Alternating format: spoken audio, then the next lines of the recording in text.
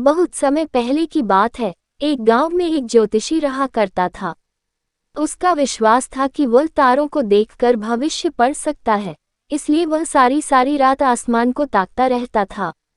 गांव वालों के सामने भी वह अपनी इस विद्या के बारे में घींगे हाँका करता था। एक शाम वह गांव की कच्ची सड़क पर पैदल चलता हुआ अपने घर की ओर जा रहा है। उसकी नजरें आसमान पर चमकते तारों पर जमी हुई थी। वह तारों को देखकर आने वाले समय में क्या छुपा है, यह पढ़ने की कोशिश कर रहा था। तभी अचानक उसका पैर कीचड़ से भरे एक गड्ढे पर पड़ा और वह गड्ढे में जा गिरा। वह कीचड़ में लथपथ हो गया और किसी तरह गड्ढे से बाहर निकलने के लिए हाथ पैर मारने लगा। लेकिन एड़ी चोटी का जोर लगाने के बाद भी वह गड्ढे से बाहर नहीं निकल पाया। सारी कोशिश बेकार जाती देख वह सहायता के लिए चिल्लाने लगा। उसकी चिल्लाने की आवाज़ सुन कुछ लोग दौड़े चले आए।